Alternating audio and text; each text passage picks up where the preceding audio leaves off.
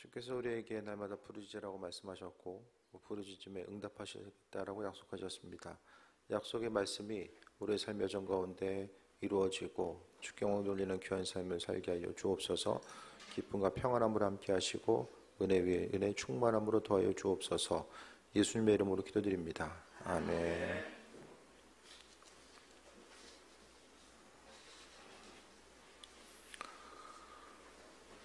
한 주간 좀 좋은 일 좀 있으셨습니까? 기쁜 일.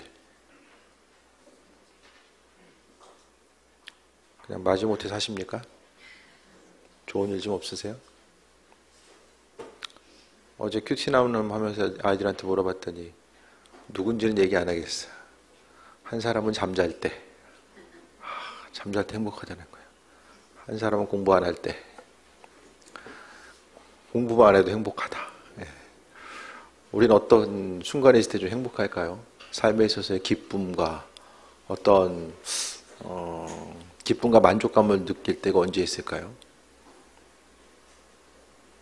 뭐 오랜만에 좋은 사람 만날 때, 또 때로는 뭐 좋은 음식을 먹고 또 좋은 것을 볼 때 기쁨을 누릴 수도 있을 것이고, 또 일에 몰입하는 사람들은 일이 잘 될 때, 평소보다 좀 매출이 잘 나오거나 어떤 행하는 일들이 아주 잘 될 때, 그때 또 기쁨을 누릴 수 있겠죠. 사람마다 어떤 기쁨을 누리는 것에 있어서의 정도 차이는 다를 거예요. 누군가는 하루에 아침에 눈을 뜨고 또 감사함으로 잠자리에 들 수 있을 때에 또 기쁨을 누리는 사람도 있을 것이고, 또 뭐 조금 더 이제 마음의 생각 따라서 기대함 따라서 다르게 나타나는 부분이 있겠지만은, 많은 사람들이 우린 다 인생 기쁘고 행복한 삶을 살길 원하죠.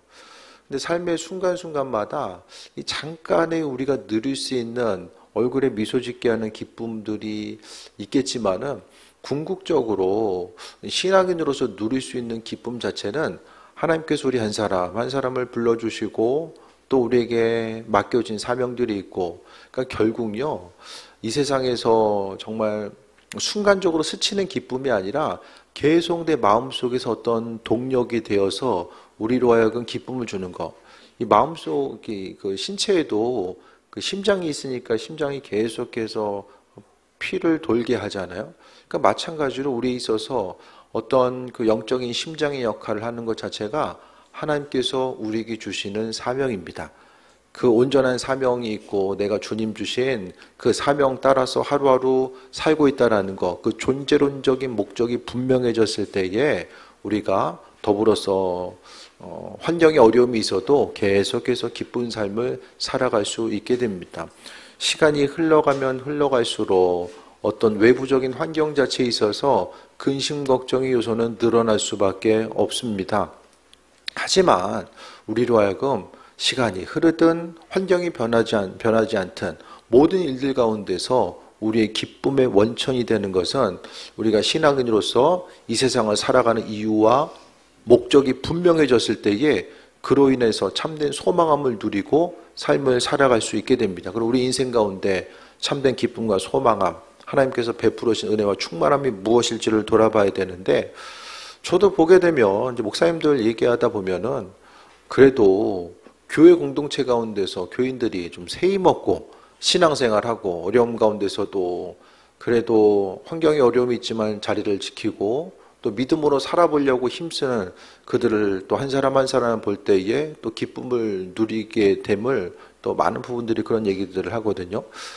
마찬가지로 목회자로서의 기쁨 자체가 다른 어떤 것보다도 교회 공동체가 역동성이 있고 주님 주신 사명을 잘 감당하고, 그러니까 다른 어떤 것보다도 교회가 단순히 뭐 사람들이 더 많아지고 그것을 넘어서서 교인들이 또 저도 포함해서 하나님 복음의 말씀에 대해서 관심을 기울이고 그 복음의 말씀대로 전하는 삶, 주변 한 사람 한 사람에게 정말 그리스도 예수 주님을 몰라서 죽어갈 수밖에 없는 그들을 향해서 그리스도 예수를 전하고, 내 안에 주님을 통한 기쁨이 있어서 그 기쁨이 다른 사람들에게 전달될 수 있는 그 은혜와 충만함, 하나님께서 우리 한 사람 한 사람에게 맡겨진 사명이 있는데 그 사명과는 상관없는 삶을 살아가면서 마음의 부담감만 느끼기보다는 그래도 하루하루 아버지께서 하실 것에 대한 소망함 가지고 나아가고 내 안에 그리스도 예수로 충만해서 그 충만함을 전달할 수 있는 삶을 살다 보면 우리가 알 수 없는 또 경험할 수 없었던 그 충만한 은혜와 기쁨을 경험할 수 있게 됩니다. 세상을 살아감에 있어서 계속해서 보게 되면 문제와 어려움과 크고 작은 스트레스는 끊임없이 다가옵니다. 이거 지나면은 뭐 다른 거 없어지는 것이 아니라 계속해서 크고 작은 시험들, 어려움들이 다가오게 되잖아요. 마치 중간고사 끝나면 기말고사하고 기말고사 끝나면 또 중간고사가 눈앞에 기다리는 것처럼, 그럼 시험 끝난다고 해서 다 인생에 있어서의 시험들이 끝나는 게 아니잖아요. 하나하나 크고 작은 스트레스 요소들이 계속해서 다가오게 되는데 그 순간순간마다 이번만 잘 넘겼으면 그 심적인 긴장감과 부담감을 가지고 계속 살아가는 것이 아니라 뭔가 삶에 있어서의 그 근본적인 에너지원, 기쁨과 소망감의 요소가 무엇일까 생각했을 때에 성경은 하나님께서 공급하신 은혜와 충만함, 내가 목회자로서 또 성도로서 이 세상을 왜 살아가고 있고 어떤 의미와 목적이 분명한 삶을 살아갈 수 있을까?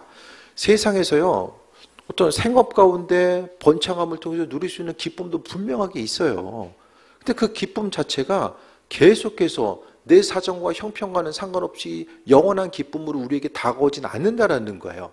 우리가 누릴 수 있는 것들도 한순간에 다 지나가게 되고 어느 순간에는 내가 기쁨으로 삼았던 것들이 더 이상 기쁨의 요소가 되지 않는 순간들이 반드시 존재한다는 사실 우리는 너무나 잘 알고 있습니다. 그래서 하나님과의 관계성 가운데서 우리가 승리하는 삶을 살아가게 되고 그분의 공급하신 은혜가 무엇인지를 경험하면서 삶을 살아가야 됩니다. 그래서 오늘 본문은 주님과의 관계성 가운데 기뻐하라고 말씀하고 있고 그 기쁨은 주님과의 관계성 가운데서 부르짖는 이들, 하나님과의 관계는요, 말씀을 통해서 기도를 통해서 그분과의 관계성이 이어지게 됩니다. 오늘 빌립보서는요, 빌립보 교회는 유럽 최초의 교회 중에 하나이고 유대인들보다는 이방인들이 다수를 차지하고 있었습니다. 당시 빌립보 성도들은 외부적인 박해, 내부적인 분열, 물질적인 어려움, 또 심지어는 바울 사도, 또 교회를 개척했었던 바울 사도가 감옥에 투옥되었다라는 이야기 또한 들려지게 됩니다. 그래서 다양한 고난의 소식을 접하고 있는 그들에게 바울이 이야기하는 것은 기뻐할 것에 대해서 말씀합니다. 오늘 본문에 4절 볼까요? 주 안에서 항상 기뻐하라. 내가 다시 말하노니 기뻐하라 라고 합니다. 우리가 슬퍼해야 되는 순간은 언제입니까? 우리 마음속에 슬퍼해야 되는 순간은 한순간이죠. 단 한 번의 순간. 죄를 지었을 때 죄 때문에 애통해하는 마음. 그때가 우리가 슬퍼해야 될 때고요. 나머지 순간은 항상 기쁨 가지고 온전한 삶을 살아갈 것에 대해서 말씀하고 있습니다. 심령에 기쁨이 있어서 주의 도우심과 은혜 가운데 충만함을 누리는 것. 그래서 주님은 우리가 항상 마음속에 기뻐하는 삶을 살아가길 원하시고 또 은혜 가운데 세임 얻길 원하시는데 그 기쁨을 어떻게 누릴 수 있는가? 예수님 안에서 기도로 누려야 됩니다. 기도한다는 건 왜 하냐면은 가장 중요한 것은 이 문제가 해결될까 안 될까? 그거 가지고 씨름하는 것이 기도가 아니라 그냥 기도 자체로 주님과의 친밀한 관계성을 이야기하는 거예요. 친한 사람 만나면 대화하잖아요. 친하면 친할수록 속에 있는 내용까지 내어놓고 또 친밀한 가운데 대화하면서 대화의 자리로 나아가잖아요. 마찬가지로 기도한다는 것은 기도의 제목이 응답되고 안 되고 내가 바라고 원하는 것이 응답이 되면 기도 생활 성공한 것이고 응답 안 되면은 뭐 기도는 실패한 거야. 기도는 성공과 실패가 없습니다. 기도 자체로 하나님과의 관계성을 조금씩 만들어가고 쌓아가는 과정인 거예요. 그래서 그 기도 가운데 친밀한 관계성 가운데 나아가다 보면 하나님이 어떤 분인지를 우리가 더 깊이 알게 되고 또 아버지께서 우리 인생 가운데 행하시고 계신 일들이 무엇인지를 깨달아 알고 그 안에서의 기쁨을 누리는 거예요. 그러니까 인생이 혼자가 아니라 결국 주님께서 나와 함께 하심에 대해서 기억하고 내 인생 가운데 깊고 치밀한 관계성 가운데 주님 바라보는 삶. 그래서 나이가 들면 들수록 육신적인 관계는 단절되고 끊어질 수 있지만은 주님과의 깊은 관계성 자체, 그 관계는 더욱더 깊은 단계까지 나아갈 수 있게 됩니다. 그래서 내가 가지고 있는 믿음은 기쁨이라는 증거로 나타납니다. 날마다 삶에 있어서 기쁨이 없고 왜 사는지도 모르겠고 항상 작은 눈앞에 보이는 풍파 앞에서 흔들리는 부분이 계속해서 있고 감정의 요동함이 반복적으로 나타나게 되면은 내 마음속에 있는 이 믿음의 영역을 점검해 봐야 됩니다. 믿음은 마음속의 기쁨의 요소로서 또 증거돼서 나타나게 됩니다. 그래서 마음에 기쁨이 있으면 그 기쁨이라는 것은 간절히 바라고 원했던 것을 기다리면서 이 택배 상자를 기다리는 그 기쁨이 아니에요. 그것을 넘어서는 그것과는 비교할 수 없는 하나님께서 근본적으로 우리 심령 가운데 주시는 은혜와 충만함을 생각하는 거죠. 그래서 모르겠어요. 계속 여러분이 삶의 여정 가운데 지금 어떠십니까? 일을 통해서만 계속 기쁨을 얻으려고 하십니까? 내가 바라고 원하는 일들이 다른 사람들과 비교해서 더 많은 이득과 성과를 내고 그것을 통해서 성과를 내는 만큼 내 이름과 내 존재감이 더욱더 다른 사람들과의 비교 가운데서도 드러나고 그것을 통해서 계속해서 기쁨을 얻으려고 하는가? 일을 통해서 기쁨을 얻으려면 어떻게 해야 됩니까? 더 많은 성과가 뒤따라줘야 되는 거죠. 끊임없이 계속해서. 산 꼭대기로 정상으로 올라가면 올라가야지만이 올라간 만큼 아래가 보이는 것처럼 끊임없이 올라가야 되는 거예요. 하지만 그것이 아니라 내가 주님을 향한 기대함과 소망함은 믿음으로부터 나아요. 지금보다는 나의 삶이 달라질 것이고 지금보다는 더 기쁨과 행복한 삶을 살아갈 수 있다는 것은 믿음이고 그 믿음 때문에 우리가 기쁨 가지고 살아가는 거예요. 눈에 보이는 것들이 다 변화되고 내 삶의 유익감과 만족감으로 다가오기 때문에 기쁨이 있는 것이 아니라 우리에게 있어서의 기쁨의 원천은 믿음입니다. 현실의 모습 자체가 그렇지 않고 눈에 보이는 것들이 어떻게 언제 변화될까? 그것에 대해서 염려하고 근심 걱정하며 이 기쁨을 누릴 수가 없거든요. 하지만 내 안에 믿음이 있으면 기쁨이라는 것이 증거로 나타나게 되고 그로 인해서 세임 얻는 삶을 살아가는 그 은혜와 충만함을 누릴 수 있게 됩니다. 그리고 마음속에 예수님이 주시는 기쁨이 있어요. 앞서도 말씀드렸던 것처럼 심장이 피절돌게 하는 것처럼 예수님 자신이 내 안에 계셔서 우리로 하여금 그 기쁨의 원천과 원동력으로 우리의 삶을 이끄시고 함께 하심을 날마다 또 경험할 수 있게 됩니다. 그래서 다들 우리 모두가 삶에 있어서의 기쁨을 누리길 원하잖아요. 그 기쁨의 근원 자체가 그리스도 된다라는 거. 환경 가운데 누릴 수 있는 것은요, 일시적인 거예요. 일시적인 거. 어떻습니까? 뭐 물건을 사거나 좋은 것을 보거나 듣거나 좋은 사람 만나고 경험하고 이 땅에서 어떤 결과가 나타나고 그것을 통해서 날마다 그냥 기뻐하고 즐거워하고 항상 기뻐할 수는 없어요. 그러니까 말씀 가운데 우리가 무엇보다도 안 해봤다라고 한다면 이제부터는 하나님 말씀이 능력이라고 하는데 그 말씀 한 구절이 정말로 심령 가운데 눌리고 힘들고 고통당한 한 사람 한 사람을 살리게 하고 그 은혜 가운데 충만함 누리는 삶으로 이끌림 받아서 또 새해 먹고 나아가게 되는데 주님 안에서의 그 기쁨. 오늘 성경은 주님 안에서 기뻐하라고 계속해서 말씀하고 있습니다. 그러면서 내가 다시 말하노니 기뻐하라. 기쁨에 대해서 계속 강조하고 있죠. 뭐 고난당하고 있는데 기뻐할 거리가 있어야지 기뻐할 텐데라고 생각하겠지만 그것이 아니라 계속해서 오늘 본문의 말씀은 끊임없이 기뻐하고 기뻐할 것에 대해서 말씀하고 있는데 그 기쁨의 근원 자체가 주 안에서 항상 기뻐하라고 말씀합니다. 반대로 이야기하면 예수님 벗어나면서 누릴 수 있는 기쁨 자체는 사실 순간적이고 허상이죠. 허상. 잠깐 스치고 지나가는 거. 그런데 사람들이 잠깐 스치고 지나가는 그 허상 앞에서 어떻게 생각합니까? 그 허상을 계속해서 붙들려고 해요. 눈에 보이는 거, 만족하는 거. 근데 사람들은 알아요. 이것이 허상인 것을 알지만은 그 허상에서 실상을 찾기 위해서 또 힘쓰고 나아가는 거죠. 주님과는 상관없는 것들. 그러니까 이 세상을 살아가면서 내가 기쁨과 소망함을 누리려고 하되 주님과는 상관없는 것들은 우리 인생 가운데 결국에는 허망한 것으로 다가올 수밖에 없습니다. 이 땅 가운데서 아무리 많은 것을 누리려고 한들 그 누린 것들은 다 내려놓아야 될 때가 있죠. 오늘 말씀을 통해서 주 안에서 항상 기뻐하라. 내가 다시 말하노니 기뻐하라. 마음속에 예수님이 주시는 온전한 기쁨을 누릴 수가 있어야 되는데 삶을 살아감에 있어서 우리가 다 삶에서 목표를 이루려고 하는 것도 다 마음의 기쁨을 누리려고 하잖아요. 그래서 다시 한번 이 시간 스스로에게 질문했으면 좋겠어요. 내 인생 가운데 참된 기쁨의 요소, 그 근본 자체가 무엇인가를 생각해 봐야 되고, 그 기쁨, 이 세상 가운데 누리고 있는 그 기쁨 자체가 정말 실상인가, 아니면 허상 붙들고서 이것만 되면 눈에 보이는 그것에 계속해서 집중하면서 나중에 사라질 것에 대해서 중심 두며 살고 있지는 않은가, 이런 부분에 대해서 다시 한번 돌아봤으면 합니다. 5절 봅니다. 너의 관용을 모든 사람에게 알게 하라. 주께서 가까우시니라 라고 말씀합니다. 기도로서 누리는 기쁨은 두 번째로 이웃에게 전달되어야만 합니다. 내 안에 있는 기쁨을 전달하고 더불어 화평을 누리는 삶을 살아가요. 사람들에게는 이미지가 있죠. 여러분이 아는 사람 한 사람 한 사람에 대한 이미지가 있어요. 아, 누구 이름 들으면 아, 이 사람, 이런 사람, 저런 사람. 각각의 이미지 자체가 그 사람의 표정을 통해 그려지고요. 그 사람이 말한 것에 따라서 이미지가 그려져요. 우리 한 사람 한 사람도 누군가에게 하나의 이미지로 각인되었을 거예요. 누군가에게 정말 기쁨을 주는 사람, 또 누군가에게 있어서 힘과 용기를 주는 사람, 또 함께하는 것을 통해서 에너지를 공급받을 수 있는 사람.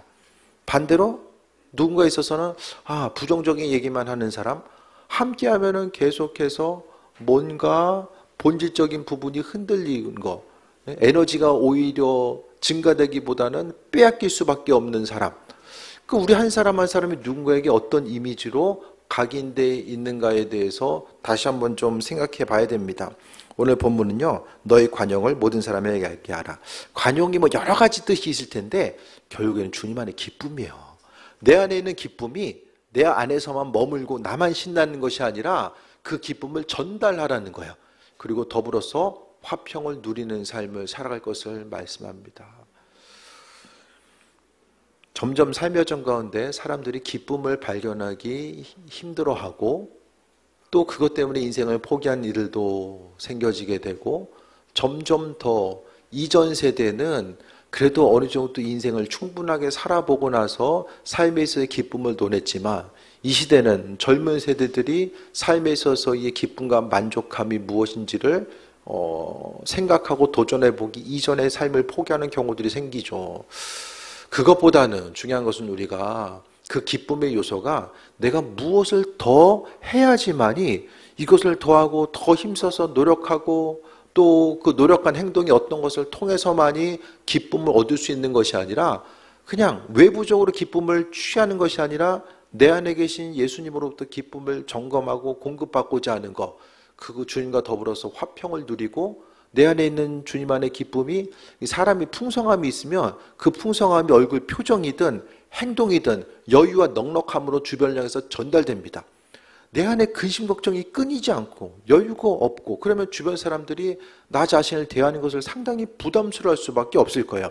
하지만 내 안에 있는 기쁨, 우리 본질 스스로는 기쁨이 없지만 내 안에 예수님께서 함께 하심을 통해서 그 기쁨과 본질을 이 풍성함으로, 그러니까 사람 속에 있는 것들은 밖으로 전달될 수밖에 없습니다. 그것이 각 사람에게 있는 이미지고요. 우리 한 사람 한 사람이 삶의 여정 가운데 어떤 삶을 어떻게 살아갈 것인지에 대해서 분명히 돌아봐야 되고, 은혜와 풍성함을 누리는 삶을 살아가야 되는데 내 안에 계신 주님과 더불어서 화평을 누리는 삶. 그래서 신앙생활은 항상 이 개개인이 아니라 공동체성을 중요하게 생각합니다. 우리 한 사람 한 사람이 아니라 교회 공동체로 모이는 이유, 또 공동체로 하나됨을 향해서 나아가는 이유와 목적이 다 있거든요. 왜냐하면 말씀 자체도 항상 이 관계 가운데 풀어진다라고 말씀드렸어요. 교회에 있어서의 관계성 자체, 하나님 말씀을 혼자서 지킬 수 있는 것이 아니라 함께함을 통해서 이어지기 때문입니다. 그래서 이 기쁨은 기도하다 보면 내 안에 주님께서 함께하고 계시고 그분께서 은혜와 충만함으로 역사하신다라는 사실이 마음속 깊은 곳으로부터 이제 경험이 되는 거죠. 그래서 기도라는 것은 결국 주님과의 친밀한 관계성을 말씀드린다고 전해드렸어요. 그러니까 주님이 소중한 사람들은 기도할 수밖에 없어요. 왜 아버지를 더 깊이 알아가고 그분과의 친밀함 가운데 더 나아가고자 하는 그 기대함과 소망함이 있기 때문에, 그래서 기도에 대한 패러다임을요, 내가 어떤 기도 제목이 있어야지만이 기도하는 것이 아니라 내 삶의 사정과 형편이 어떠하든지 간에 주님과의 친밀함을 위해서, 또 그분으로부터 공급받은 가운데 마음속 기쁨을 누리기 위해서 그분께 나아가는 삶을 이야기합니다. 그래서 어떤 눈에 보이는 결과가 어떠하든지 간에 아버지께서 내 마음과 생각을 지켜주시고 또 주변 사람들을 향해서 나아가는 것. 자녀들의 삶도 마찬가지입니다. 정말 다른 누군가를 향해서 도움을 줄 수 있고 혼자만 바라보는 것이 아니라 공동체와 더불어서 다른 사람들을 세우고 나아갈 수 있는, 더불어 화평을 누릴 수 있는 삶. 내 안에서의 주님의 은혜가 풍성함으로 더불어 나아가기 위해서는 뭐가 있어야 됩니까? 능력이 있어야 돼요. 기쁨이 있어야 되는데 그것이 기도하는 사람들에게 주님께서 주신다라고 말씀하고 있습니다. 그래서 눈앞에 보이는 환경이 어떻게 펼쳐지든지 간에 이전에는 넉넉하게 이기고 감당할 수 있었던 일들이 때로는 버거운 어떤 것들로 다가오게 되면은 그 순간에 더욱더 기도하고 하나님의 일하심과 인도하심을 바라봐야 될 때가 아닌가라는 생각을 해봐야 됩니다. 그리고 기도의 힘으로 나와 이웃이 주님을 누리는 삶. 믿음 생활 가운데서요, 가장 우리가 경험할 수 있는 축복은 예수 그리스도를 삶을 통해서 누리는 것입니다. 믿음 생활한다는 건요, 눈에 보이는 것을 넘어서는 항상 의미 있고 가치 있고 가장 고차원적이고 고상한 일이 바로 그리스도 예수 주님을 누리고 묵상하는 것입니다.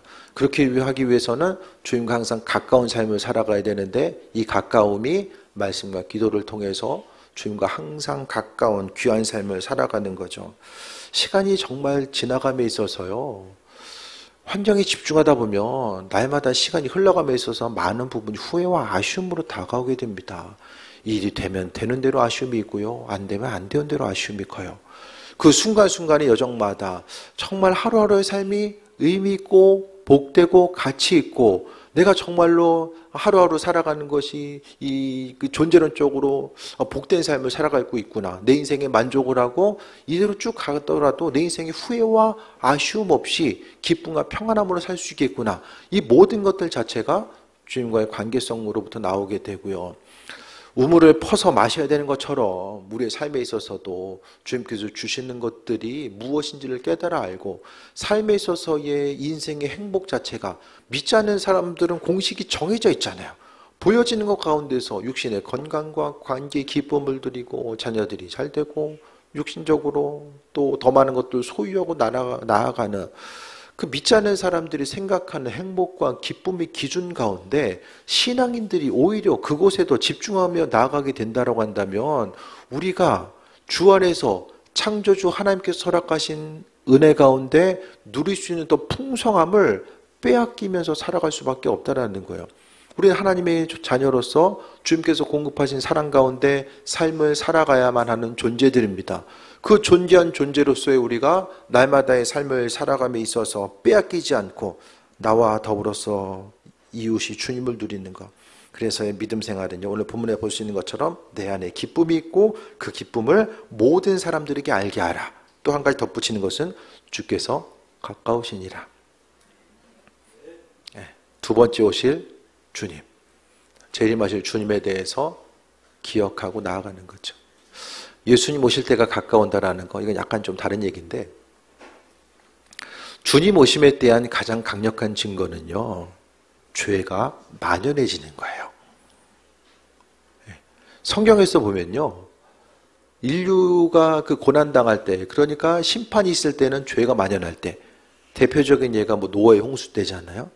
지금도 마찬가지입니다. 요한 웨슬리의 그 정신 따라서 감리교회가 탄생하게 되고, 그 핵심 주류가 영국도 있지만 미국이 감리교의 핵심 주류였고, 그 핵심적인 감리교단이 이제 분열됐죠. 미국 감리교단이 두 개로 이제 UMC라고 하는 미국 UMC에서 또 하나 이 글로벌 감리교라고 하는 이 GMC가 나타났어요. 미국 감리교에서 25%의 교회가 빠져나왔습니다. 왜? 동성애 이슈 때문에.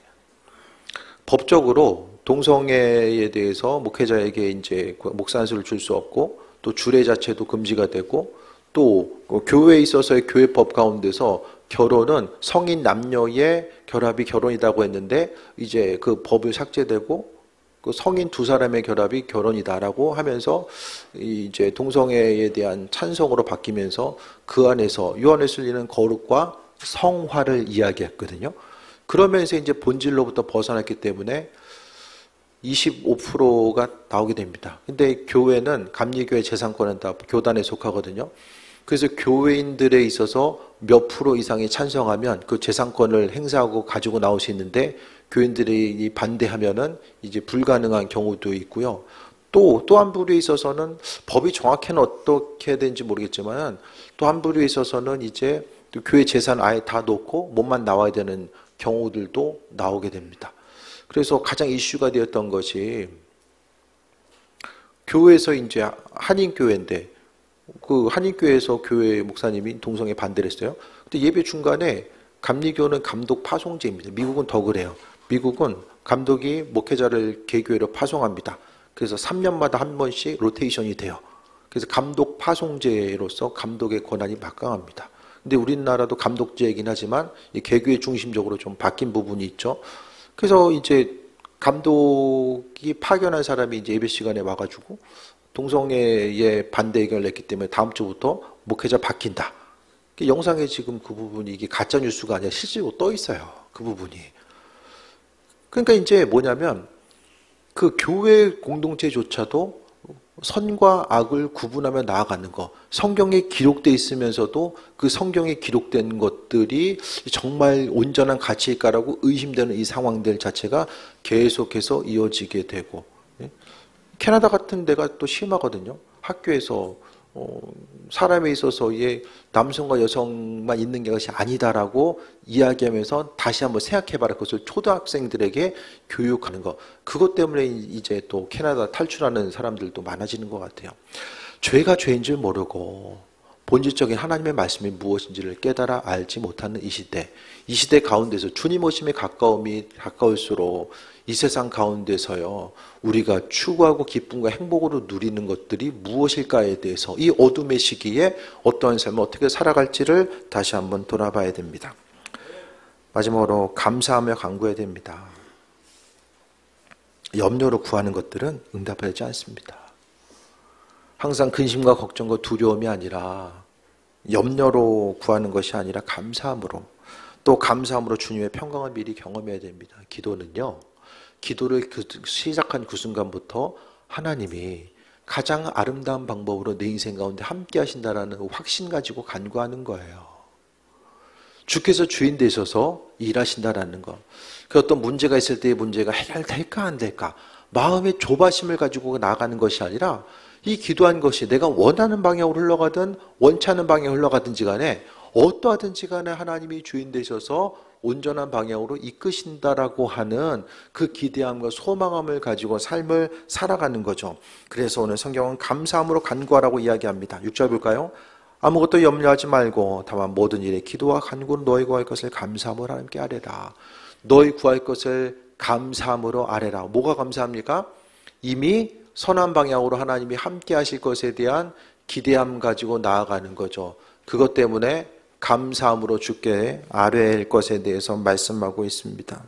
그래서 기도하는 그 순간 또 감사하는 것들요, 믿음이 있어야지 감사하잖아요. 믿음이 없으면 감사할 수가 없어요.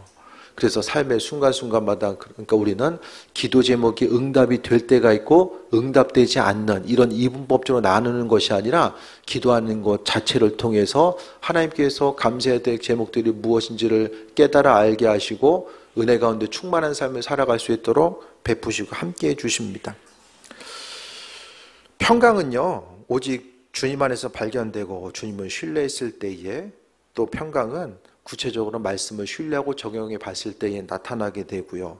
또 사소한 염려들에 대해서 주님을 신뢰할 수 있는 방법들을 경험하면서 나아갈 수 있어야만 합니다. 오늘 그 기도에 대해서 또 부르짖음에 대해서 말씀드렸는데요. 다시 한번 정리하면 기도로서 예수님만의 기쁨을 누려야만 합니다.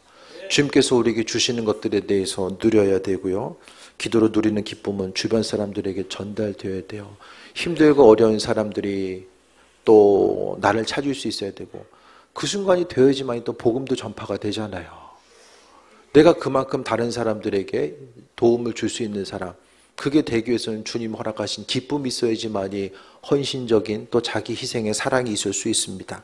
그리고 감사함으로 간구하라고 말씀합니다. 오늘 말씀을 듣고 나서 우리 어떻게 해야 됩니까? 주신 말씀을 어떻게 적용할 수 있을까를 고민해 봐야 됩니다. 그래서 하나님 말씀은 항상 믿지 않은 사람들과의 틈바구니 속에서 그들 뛰기 때문에 나도 더불어 뛴다라고 하는, 왜 뛰는지도 모르는데 마냥 뛰고 있고 계속해서 뛰다 보면 기쁘겠지라고 생각하는 그 마음속에 균형적인 시각, 또 본질적으로 큰 그림을 가지고 인생을 바라보게 하고 본질적인 기쁨과 소망감이 내 인생이 무엇인지, 어떻게 하면은 내가 삶에 있어서 터전이 흔들린다고 할지라도 기쁨을 누릴 수 있을까? 그 부분에 대해서 성경은 분명하게 우리에게 말씀하고 있습니다. 주신 말씀 흘려보내지 마시고 삶의 순간순간마다 기쁨을 빼앗기고 두려움과 근심이 몰려올 때마다 주께서 말씀 가운데 항상 기뻐하라고 말씀하셨지, 아버지께서 내 안에 계시니까 그 기쁨 빼앗기지 말아야 되겠다, 이런 믿음의 본질이 계속되어서 하나님 말씀이 우리의 심령을 살찌우게 하고 또 하루하루 의미와 목적이 분명한 삶을 살아가게 하는 귀한 동력이 되게, 또 우리의 삶을 주께 헌신하고 마음으로 결단하는 귀한 삶 되시기를 축원드립니다.